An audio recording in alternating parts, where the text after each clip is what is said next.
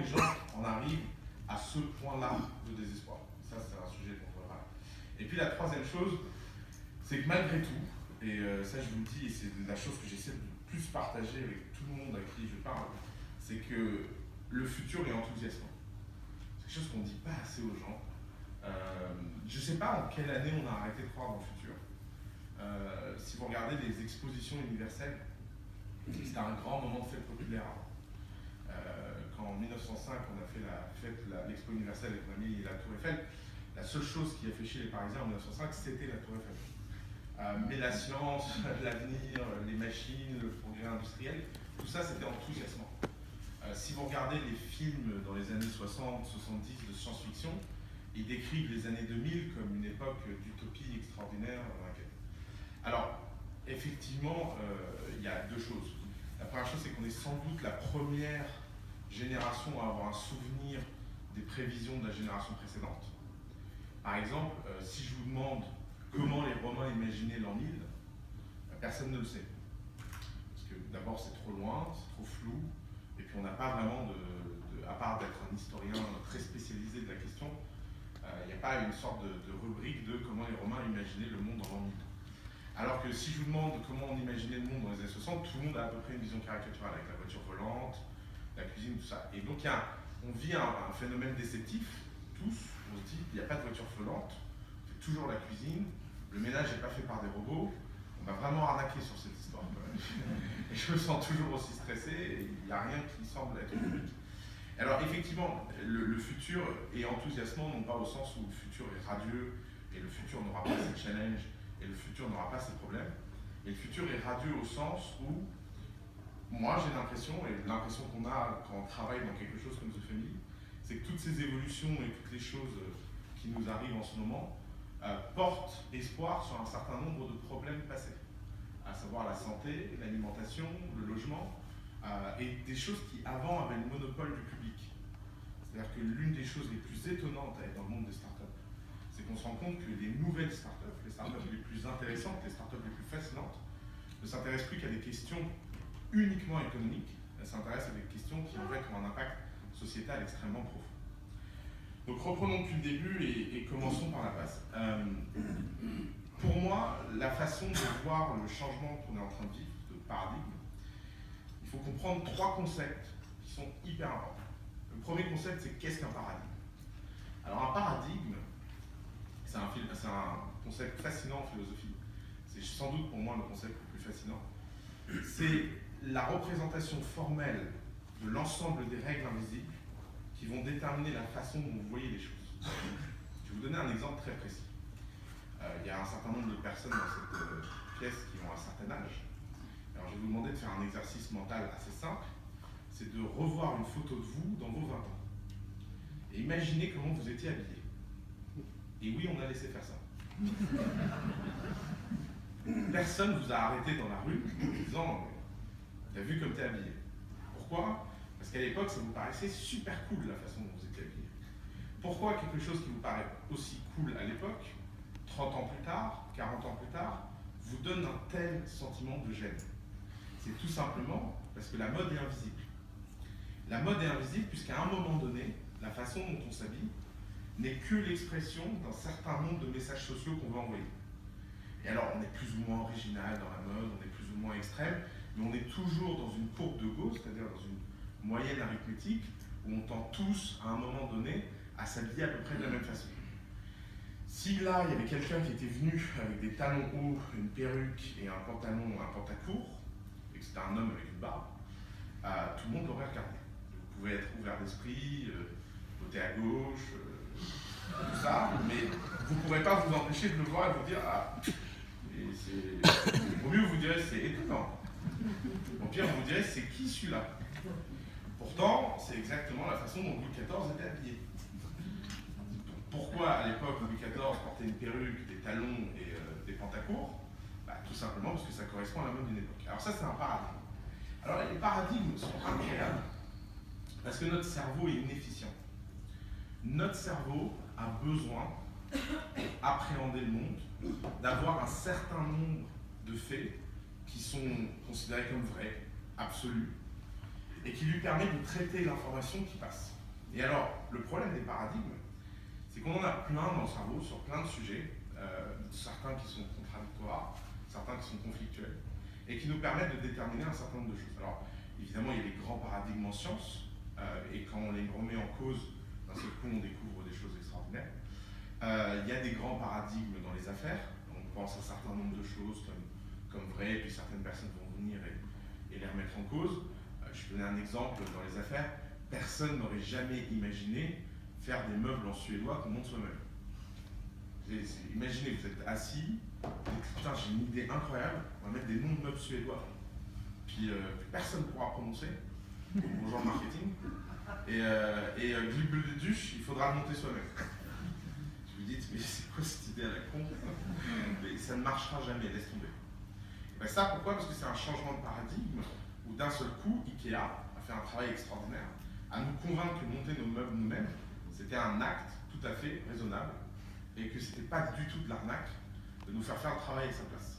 Vous voyez, ça, c'est des changements de paradigme. Et alors, le problème des changements de paradigme, c'est qu'avant, on pouvait vivre à peu près une vie professionnelle entière sur le même paradigme. Ça marchait comment la vie? Vous aviez 18 ans, 19 ans, vous rentriez dans vos études supérieures, vous passiez 5 à 6 ans à vous forger une certaine image du monde et un certain savoir-faire.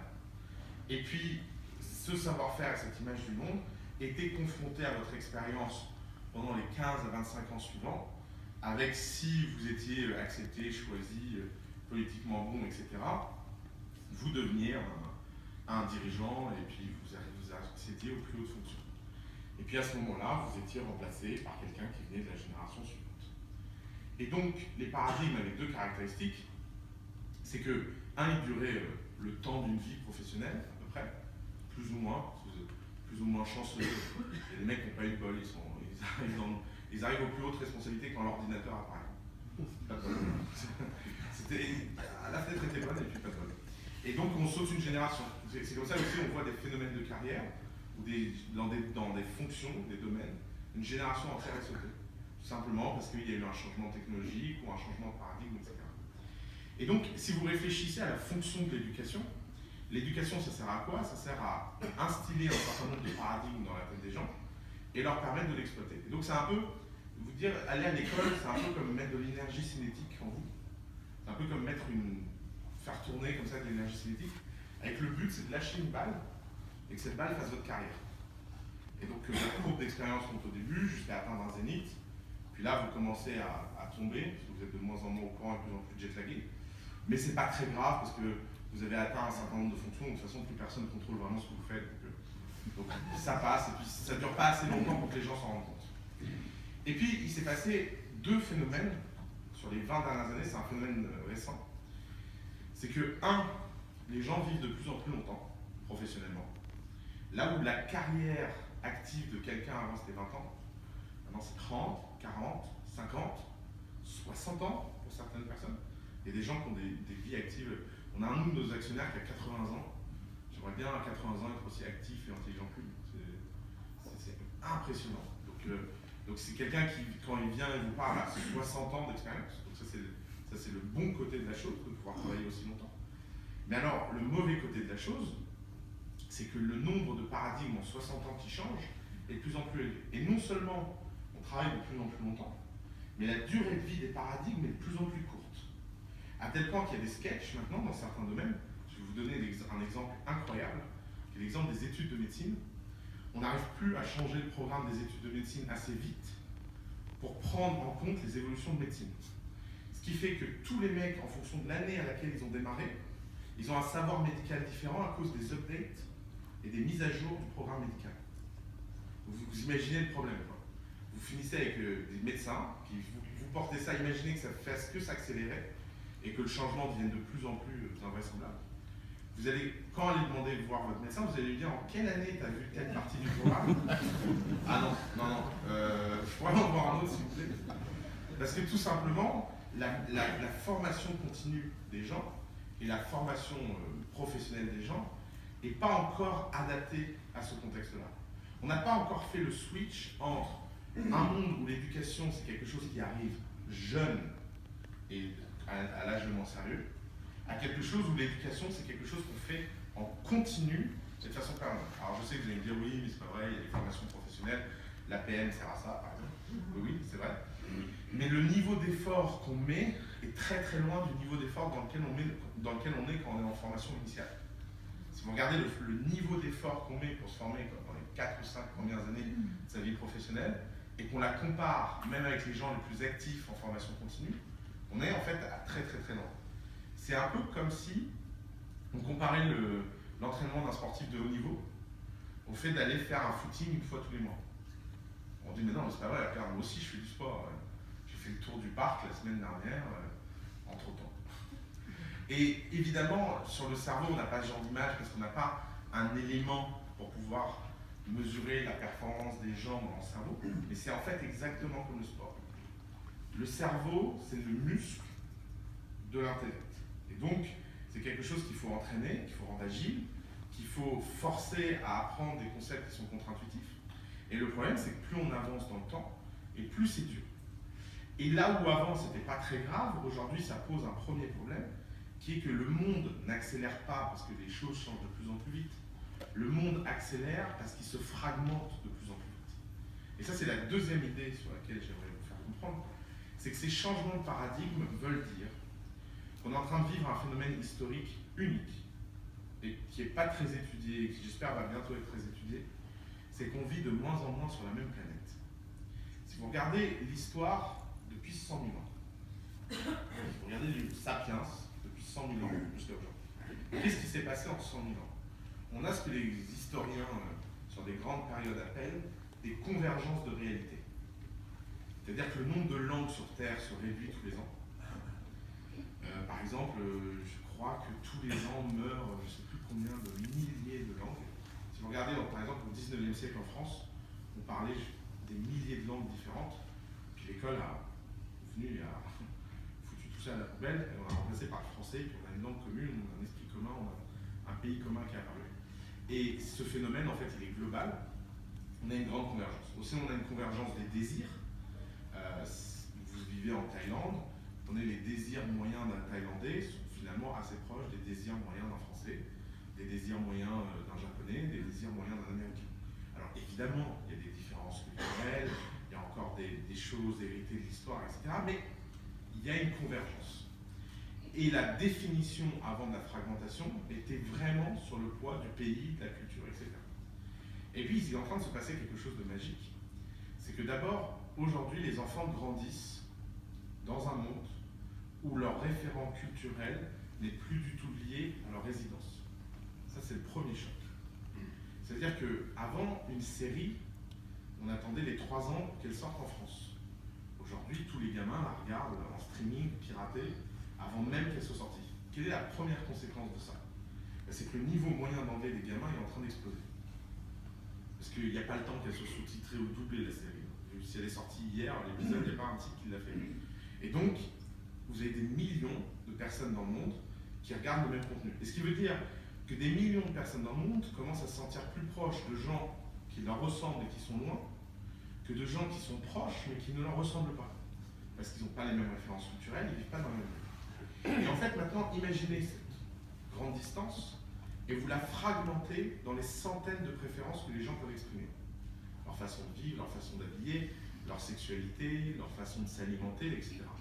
Ça donne les fameux dîners, quand je vivais dans la Silicon Valley, où vous envoyez aux gens un formulaire pour leur demander leurs allergies alimentaires. Vous savez, c'est comme en Californie, vous êtes soit paléo, soit gluten-free, soit lactose-free. Donc vous organisez un dîner, ça devient un spreadsheet. C'est pas une règle, c'est véridique. Et pourquoi? Parce que les gens ne vivent plus dans un objet commun, qui est la société, ils vivent dans ce qui est un objet personnel, qui est leur tribu. Et la tribu, elle est plus homogène, elle est multifacette. C'est-à-dire que moi, Oussama, je peux appartenir à la tribu des gluten-free et prendre de la coke le week-end. Parce que la dissonance cognitive en plus de ces gens-là est sans fin. Parce qu'il n'y a plus de cohérence entre chacun des aspects de leurs différentes appartenances de tribu. Il n'y a que des choix individuels et personnels. Et donc, s'il y a une contradiction entre ces choix-là, c'est pas très grave. Parce que finalement, on va tout simplement choisir ce qu'on a envie, picorer ce qu'on a envie. Donc ça, c'est au niveau micro. Si vous regardez au niveau macro, qu'est-ce que ça produit? Ça produit qu'on est en train de vivre quelque chose d'exceptionnel, c'est qu'on est en train de diverger historiquement.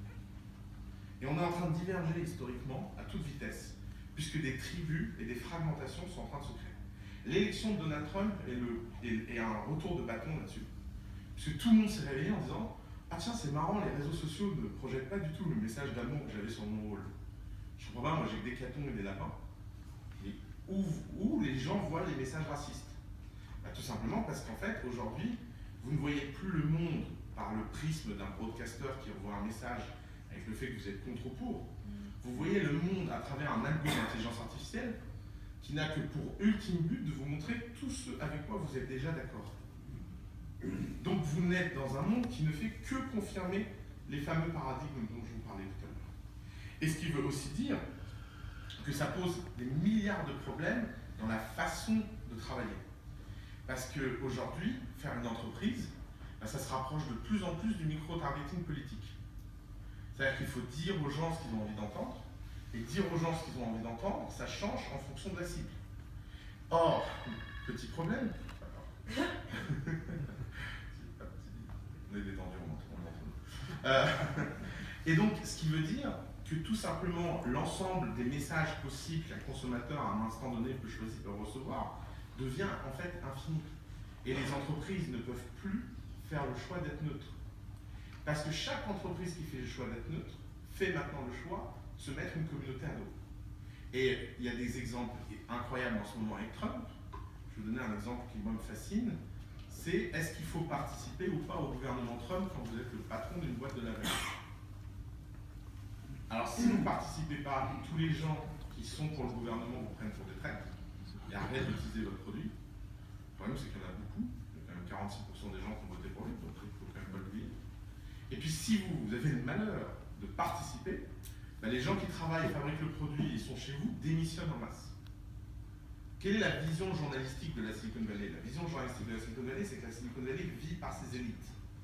Qu'il y a un mec qui s'appelle Travis, il dirige Uber, il y a un mec qui s'appelle Elon Musk, qui dirige Tesla, et ces gens-là sont l'alpha et l'oméga de toute chose. Mais ça, c'est le storytelling. La vérité, c'est que ces types ne sont rien sans la classe moyenne la plus exceptionnelle du monde. Et qu'est-ce qu'elle a, la classe moyenne de la Silicon Valley? C'est que c'est la seule classe moyenne dans le monde qui est spécialisée dans la création de start-up. Vous prenez n'importe quel ingénieur de la vallée qui a 20 ans d'expérience, il a vécu au moins 5 ou 6 startups dans toutes les phases possibles, à savoir faillite, IPO, revente, bénéficiaire, à perte, possible, pas possible, etc. Et donc, quand il arrive et qu'il rencontre le jeune Elon Musk qui a une vision pour aller conquérir Mars ou fabriquer des voitures électriques, et ben, il a un savoir opérationnel qu'il met à disposition immédiatement qui est unique au monde.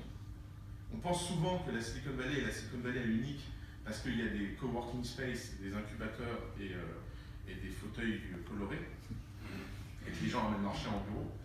En fait, ça, c'était pas le vrai truc. Ça, c'était pour que les hommes politiques essaient de copier ça à travers le monde. Donc tout le monde a ouvert sa Silicon Valley en mettant des chiens, des shorts et des incubateurs. Mais c'est pas ça la Silicon Valley. La Silicon Valley, c'est les gens qui travaillent et qui ont un savoir-faire unique au monde. Et ces gens-là se sentent trahis par leur entreprise. Pourquoi? Parce qu'ils estiment que leur entreprise doit avoir une position politique. Mais comment voulez-vous qu'une entreprise ait un choix politique?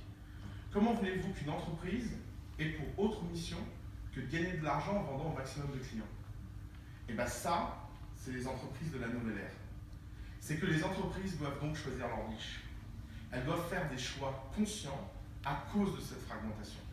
Le fait qu'on est en train de diverger historiquement et que la fragmentation est une réalité qu'on vit tous opérationnellement, et bien ça veut dire que les sociétés ne peuvent plus se permettre d'être neutres.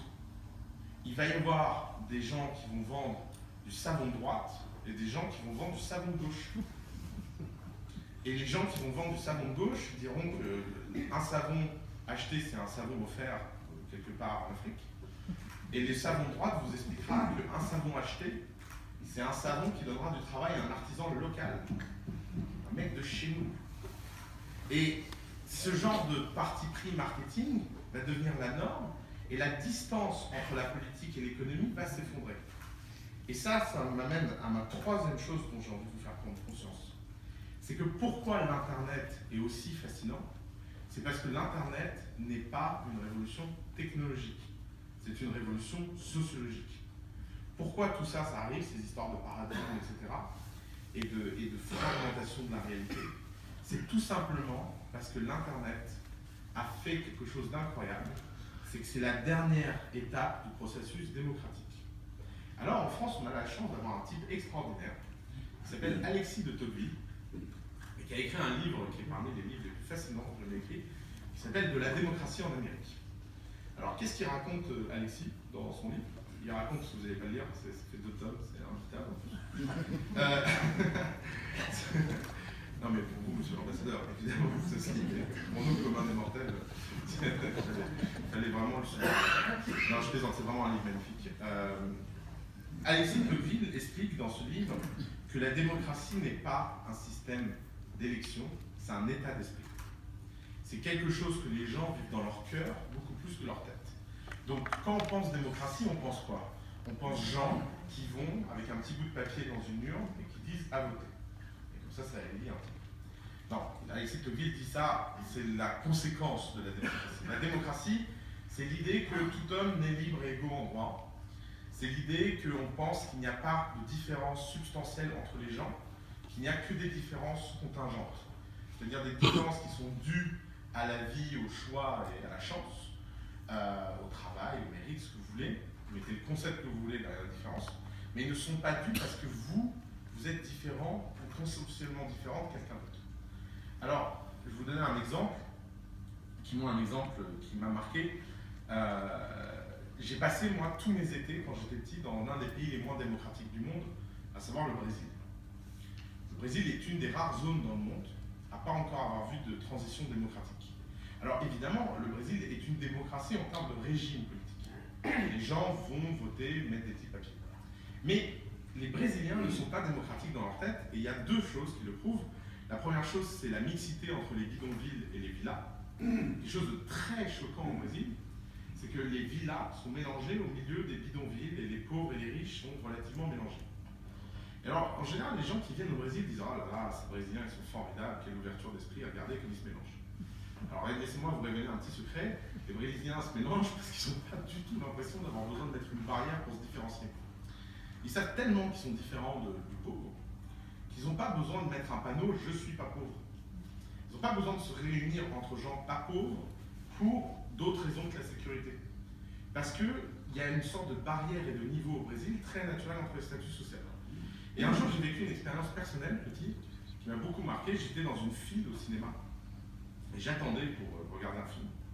Et puis, il y a un type qui arrive dans une grosse voiture. Alors, je n'y connais rien en voiture, mais elle était grosse. Et il y a un type qui ouvre la porte, le type sort et passe devant tout le monde dans la file, et prend un billet. Et il y a un touriste américain qui est là, et qui lui dit « Hey, sir, what do you think you are ?» Le mec se tourne et fait, et lui dit en portugais « Tu sais pas qui je suis ?» Et là, une sorte de silence de mort, et puis le type passe. Et ça lui vient même pas à l'idée qu'il puisse faire la queue, en fait. C'est pas simplement que, de toute évidence, il a un problème d'éducation où les parents ont raté un truc dans la prime enfance. C'est beaucoup plus profond que ça. C'est que la société entière accepte l'idée que quelqu'un qui a une grosse voiture qui arrive dans une file de cinéma va quand même pas attendre comme le quidam des mortels. Et puis, quelques années plus tard, et je vous assure, c'est une histoire vraie, c'est pas du storytelling, c'est vécu de premier œil, je suis au carrefour de l'Odéon à Paris, je fais la file pour prendre un ticket de cinéma, et je vois un type avec des cheveux blancs qui essaie de passer devant tout le monde. Et puis il y a un type qui lui dit « Mais t'es qui toi, tu fais quoi ?» Et le type se présente et dit « Monsieur, enfin, j'étais Premier ministre de la France, c'est lyonnais, n'est-ce pas? Vous voyez ce qui s'est passé. Tu serais la reine d'Angleterre, t'attendrais comme tout le monde, dehors !» Putain, le pauvre, même ça, on ne l'aura pas épargné.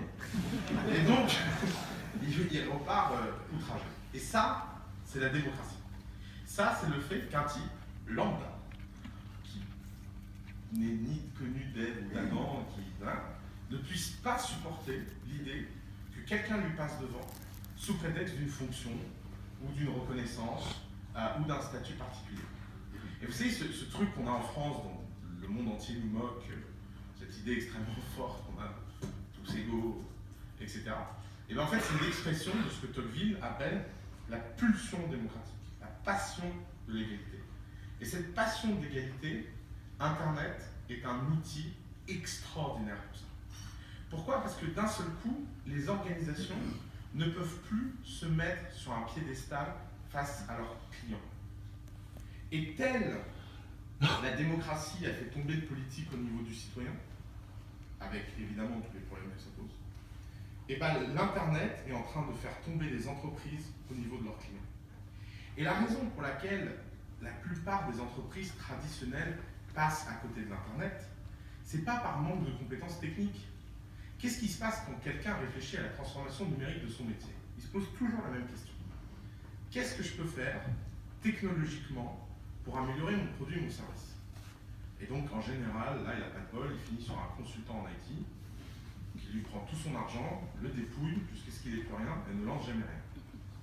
Les gens qui ont vécu cette expérience se reconnaîtront. Et pourquoi ça ne marche pas? Parce que l'Internet, ce n'est pas un problème d'IT. L'Internet, c'est un problème de segmentation de marché. C'est un problème de message. C'est un problème de valeur. C'est un problème de politique. C'est un problème de qu'est-ce que je peux raconter à mes clients qui, dans ce brouhaha généralisé, égalitaire, démocratique, narcissique et tout ce que vous voulez, va pouvoir me permettre de sortir du lot. Et c'est pour ça que la transformation numérique est tellement désagréable économiquement, c'est parce que d'un seul coup, elle fait sortir les gens de leur zone de confort et de la façon la plus violente. Et alors, je peux vous raconter la petite anecdote qui, moi, m'a fait prendre conscience de ça, il n'y a pas très longtemps, et qui m'a choqué. C'était il y a quelques années, je prenais un avion pour San Francisco. À l'époque, je vivais à San Francisco. Et puis, je suis en train d'attendre mes bagages, comme ça, et je vois un type qui a une sorte d'espèce de bout de bois, comme ça, entouré dans du scotch. Et puis ça a l'air vaguement d'être une guitare. Et le type est en train de pleurer avec ce truc dans les bras. Il est en train d'essayer de chercher un type de la compagnie aérienne pour l'aider. Et en fait, l'histoire, c'est que le type s'était fait briser sa guitare qu'il avait mis en bagage, comment on dit, en soute. Et les types avaient pris la guitare, avaient collé les morceaux avec du scotch. Et ils avaient mis un tampon de 20 € à faire valoir sur le prochain vol. Et oui, il y a quelqu'un en France. Comme quoi, donc les compagnies américaines n'ont rien à apprendre des autres compagnies sur le support client. C'était Delta ou United, je ne sais plus. Ça se trouve facilement, vous tapez Guitar Man sur YouTube, vous verrez. Et donc, j'ai fait ce que n'importe qui de normal aurait fait. J'ai regardé ça 5 minutes, puis je me suis barré, je suis rentré chez moi, j'étais fatigué de tout ça. Et puis, j'arrive chez moi, et quelques jours plus tard, j'ouvre un email, et un copain me dit, tu devrais regarder cette vidéo, c'était marrant. On dirait l'histoire que tu m'as racontée avant-hier. Et j'ouvre le lien, et là, je vois un type en train de jouer de la guitare sur YouTube, et de faire une chanson expliquant que la guitare, c'était la guitare de son père, que c'était un objet familial, sentimental, et que sa vie était ruinée à cause d'une compagnie aérienne, You Broke My Guitar, je sais pas. Je regarde, puis il y a quelques milliers de vues. 2 semaines plus tard, je suis chez mon avocat, je signe des papiers, je suis américaine, vous savez, tous ces trucs là, vous signez, vous savez même pas ce que vous signez. Vous n'allez quand même pas lire les documents, ça coûte tellement cher les femmes. Et puis, et puis, il y avait une télé qui était en mode silencieux, vous savez, comme il y a dans certains bureaux, et c'était sur Bloomberg. Et je vois un type en costard, en train de serrer la main d'un type avec un hoodie, une guitare, et avec plein de journalistes qui prennent des photos. Et je dis au type, vous pouvez allumer le son? Et c'était le PDG de la compagnie aérienne qui était en train de s'excuser publiquement et d'acheter une guitare au type. Alors maintenant, qu'est-ce qui s'est passé? Et bien le type est rentré chez lui, il a fait une vidéo, il a fait des millions de vues, l'action a perdu 7% ou 10% en bourse, ça fait une crise au board, le PDG a failli se faire virer. Il est venu, ils ont acheté une agence pour trouver la même guitare dans une boutique de la Nouvelle-Orléans, je ne sais pas quoi. Ils ont fait une conférence de presse, ils se sont mis à genoux devant tout le monde en suppliant que plus jamais ils ne perdraient une guitare. Alors, j'aimerais qu'ensemble on ait un petit moment d'empathie pour le PDG de la compagnie. Non, mais sérieusement, imaginez. Vous êtes PDG d'une compagnie aérienne aux États-Unis dans les années 2000. Ça veut dire que vous avez fait vos études entre les années 60 et les années 70. Entre les années 60 et les années 70, qu'est-ce qu'on vous a raconté quand vous êtes parti faire vos études? On vous a raconté que vous étiez la cream of the cream, que vous étiez l'élite, et que votre rôle, c'était de venir et gouverner le monde. Donc vous faites une Ivy League, à mon avis, il a fait une Ivy League, je ne le vais pas. Il a travaillé dur, parce qu'on peut dire ce qu'on veut sur les grandes écoles, nanani, les grandes écoles, mais quand même, personne ne vous dira jamais que pour faire une grande école, il faut ne rien foutre et glander. Non, non, il faut quand même travailler dur. Donc il a travaillé dur, il a fait des stages, il a pris des jobs, il a monté les échelons, il a dû tuer un ou deux types au passage. Quand même, c'est dur de monter à certains niveaux, il n'y a quand même plus beaucoup de place, donc il faut lutter durement. Et vous, à mon avis, pas de vie familiale, parce que quand vous êtes dans ce genre de track de carrière, vous sacrifiez tout. Vous sacrifiez vos proches, vous sacrifiez l'amour, vous sacrifiez la vie. Et puis enfin, la consécration suprême, vous êtes élu PDG. Et vous gérez des problèmes de guitare. Alors bon, franchement, si le mec demande un remboursement et fait un procès à la vie, je comprendrais moi. Non mais, vous imaginez le décalage entre ce qu'on lui a promis et ce qu'il a obtenu? Et pourquoi? Tout simplement parce que son pouvoir de PDG est incroyablement limité par rapport au pouvoir du consommateur hasardeux. Alors, qu'est-ce que ça veut dire? Ça veut dire que, évidemment, tous les types qui se font casser leur guitare ne deviennent pas des sensations. Évidemment qu'il y a des milliers de types qui se sont fait casser leur guitare en silence, que la compagnie a maltraité et que personne n'a jamais remboursé. Ça, il n'y a pas de doute, il n'y a pas de problème. Les sociétés peuvent encore le faire. Le problème, c'est que maintenant, à chaque fois qu'elles le font, elles ont une chance sur X d'avoir une caméra pointée sur elles et le monde entier qui les regarde, parce qu'à ce moment-là, on a envie de les regarder. Alors, les raisons d'un buzz sont très mystérieuses. Pourquoi, à un moment donné, quelque chose buzz plutôt qu'un autre, ça, personne ne le sait. Mais le simple fait qu'on est rentré dans une réalité économique où c'est possible, ça veut dire que le souci du client, le souci de l'exécution et la taille ne sont plus des excuses pour faire n'importe quoi. Parce que aujourd'hui, les géants peuvent être renversés par ce que mon associé Nicolas Collin appelle la multitude. La multitude, c'est cette foule à laquelle vous appartenez, à laquelle j'appartiens, à laquelle on appartient tous, qui aujourd'hui n'est plus seulement consommateur, elle est aussi producteur, elle est aussi décisionnaire et elle est aussi influenceur. Et donc, elle a un pouvoir de nuisance économique unique au monde que l'Internet permet. Et en fait, pourquoi l'Internet est un phénomène aussi structurant, au même titre que l'invention de l'écriture? C'est tout simplement parce que d'un seul coup, l'Internet a fait écho à une pulsion qu'on a tous en nous, qui est cette pulsion démocratique, d'égalité, qui nous donne envie de tout casser et de toujours obtenir ce qu'on a envie d'obtenir auprès des sociétés qui nous servent. Et d'ailleurs, réfléchissez-y en termes de disruption, c'est qu'aujourd'hui, en nous, on porte tous une schizophrénie. Tous dans cette salle, vous portez une schizophrénie que moi je porte, on porte tous, qui est en nous, on a deux agents. On a l'agent économique, producteur, donc on a chacun ici des métiers, des professions, entrepreneurs, chefs d'entreprise, travailler dans l'assurance, travailler dans je sais pas quoi, product manager. On a tous cette casquette-là. Et on a tous la casquette du consommateur. Et le problème, c'est que le consommateur et l'agent économique, ils ne sont pas en colloque. Ils ne se parlent jamais, en fait. Pourquoi? Parce que, qu'est-ce qu'il veut, l'agent économique, le consommateur? Le consommateur, il veut moins cher, plus vite, de meilleure qualité, parce que les histoires de parce que c'est moins cher, ça devrait être moins bien, ça va, on ne l'a fait pas, moi. Je suis pas ce genre de consommateur-là. Moi, je veux le mieux, le moins cher. Et tout de suite. Et en plus, pour moi. Et puis personnalisé. Et puis efficace. Et puis qui me comprennent. Et puis qui respectent mes valeurs. Parce que quand même, c'est important l'écologie. Et puis livré. Parce que je n'ai plus envie de me déplacer. Et puis. Ça, c'est le consommateur. Puis l'agent économique, il dit quoi? Il dit, il y en a ras-le-bol des clients, ils commencent tous à me faire chier. Les mecs, ils sont jamais contents. Et puis, quand même, les gens pourraient reconnaître mon travail, mon savoir-faire, mon exceptionnalité, ma singularité, à quel point ce que je fais et ce que j'apporte à l'entreprise est unique. Et évidemment, personne ne comprend rien à rien. Je suis tout seul au milieu du désert et je vis cette frustration incroyable que le monde ne tourne pas tel qu'il devrait tourner ah là là, si on le mettait au pouvoir, vous voyez, ça serait une autre paire de manches. En fait, ces deux types ne se rencontrent jamais. Et alors, ça peut prendre des proportions incroyables. Par exemple, il y a 1 an et demi, on était en conciliation chez le Premier ministre, avec les taxis. Et moi, j'ai vécu une expérience incroyable.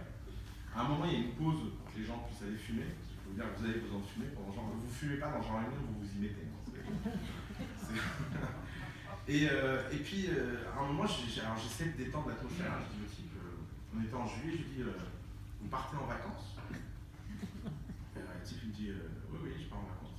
Je dis, ah ouais. Et vous avez acheté votre billet d'avion dans quelle agence de voyage? Le mec me dit, mais vous me prenez vraiment pour un plouc en fait. C'est pas parce que je suis taxi que je n'utilise pas booking.com. Je dis, pardon? Il dit, ah ouais, booking.com c'est génial, vous avez tous les prix, machin. Le type commence à m'expliquer booking.com. Je dis, mais vous pensez à ce pauvre type qui a perdu son travail, d'agent de voyage, et qui donc souffre à cause de Booking? Non mais ça va, les agents de voyage, c'est tous des voleurs. Ceci n'est pas du tout un moment de alors sur le coup, je me suis dit, en fait, ils ne se rendent pas compte. Et en fait, j'ai essayé de faire preuve. Je suis rentré, j'ai raconté ça à ma femme. Ma femme m'a dit que j'étais quelqu'un d'horrible, parce que je manquais d'empathie. Et elle me dit, c'est bien foutu de ma gueule. Elle me dit, et toi, comment tu réagirais si quelqu'un venait t'expliquer qu'il a lancé The Family en intelligence artificielle? Ça marche comme Oussama, ça parle comme Oussama, sauf qu'il peut être à 36 milliards d'endroits en même temps parce que c'est pas Oussama. Non, mais ça sera jamais pareil. Et je lui dis, écoute, je te promets un truc, c'est que s'il y a un type qui lance The Family en intelligence artificielle, je ferai comme tout le monde, je ferai une grève. Et j'irai brûler un haut de tonneau juste pour le principe. Et parce qu'évidemment, personne n'a envie de vivre la disruption. La disruption, c'est un phénomène désagréable à vivre. Vous savez, souvent on présente les phénomènes de disruption en disant ah, les gens, on a une bande les gens présentent souvent la disruption en disant oui, mais l'industrie s'est pas préparée, etc. Mais on ne se prépare jamais à des phénomènes comme ça. Ces phénomènes, ils sont binaires, ils apparaissent d'un seul coup, ils disparaissent d'un autre. Ces transformations, on ne les contrôle plus. Et en fait, ça nous ramène à une angoisse terrible qui est qu'on n'a plus la maîtrise de l'environnement économique dans lequel on travaille. Et si moi j'ai appris quelque chose à The Family, c'est que les entreprises, ça naît, ça vit et ça meurt. Et ça meurt beaucoup plus qu'on n'imagine. D'ailleurs, l'une des plus grandes leçons que j'ai prises, c'est que j'ai pris un... Avant, c'était très théorique, vous savez, avant je disais à tout le monde, vous savez, il y a une entreprise sur 10 qui marche. Maintenant, je dis aux gens, il y a 9 entreprises sur 10 qui meurent.